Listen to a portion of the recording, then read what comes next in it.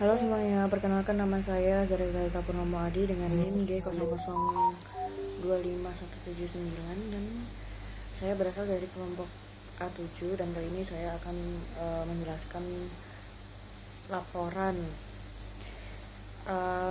praktikum anatomi, yaitu laporan pertama. Laporan 1, saat menjadi panitia lomba lari 17-an, Dapri melihat salah satu peserta laki-laki mengeluh nyeri hebat pada daerah skrotum setelah terjatuh di sisi lain. Terjatuh. Di sisi lain ada juga peserta lain yang sudah lama mengeluh benjolan di skrotum yang terasa seperti sekumpulan cacing. Dan seorang bapak yang sering bolak-balik ke toilet karena sleep PAK. Pertanyaan pertama A. Jelaskan anatomi penis, skrotum, dan testis. B. Jelaskan jalur perjalanan sperma dari testis hingga keluar melalui ostium, uretra, eksternum. Yang C. Jelaskan kemungkinan perbedaan anatomi dan klinis dari keluhan pada skenario tersebut, terutama yang mengarah ke torsio testis, folikuler, dan pembesaran prostat.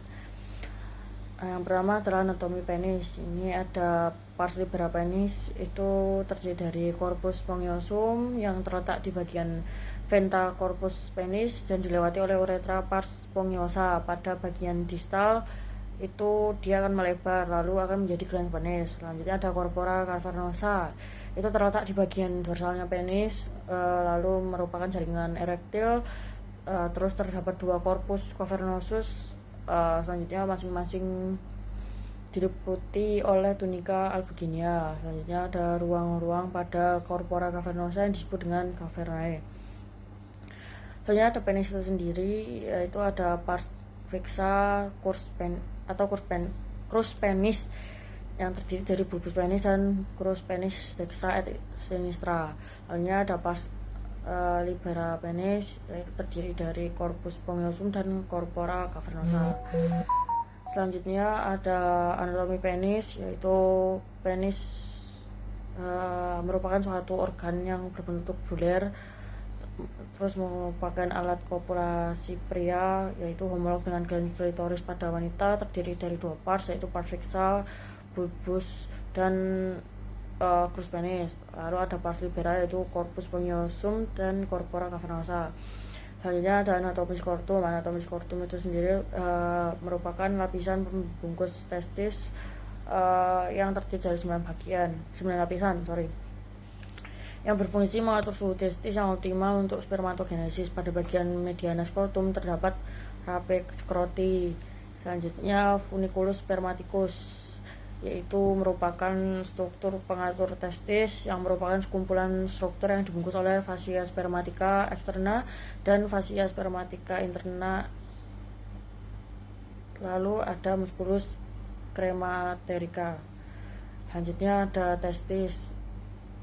Anatominya adalah struktur ini tuh homolog dengan ovarium pada wanita. Terletaknya itu terdapat di dalam skrotum dan ada sepasang. Nah, pada umumnya itu testis kiri itu lebih rendah daripada testis kanan karena funiculus spermaticusnya itu lebih panjang. Nah, selanjutnya kita masuk ke perjalanan sperma. Soal nomor 2-nya laporan 1 ya. Jadi alur singkatnya itu pembentukan sperma itu dari testis ke epididymis, ke vas deferens, ke vas vesicula seminalis dan prostat, lalu ke uretra, lalu terakhir keluar melalui penis.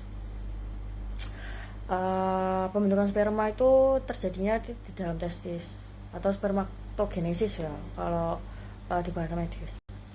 Jadi di sel-sel sperma ini dibentuk dari spermatogium melalui beberapa tahap hingga menjadi spermatozoa.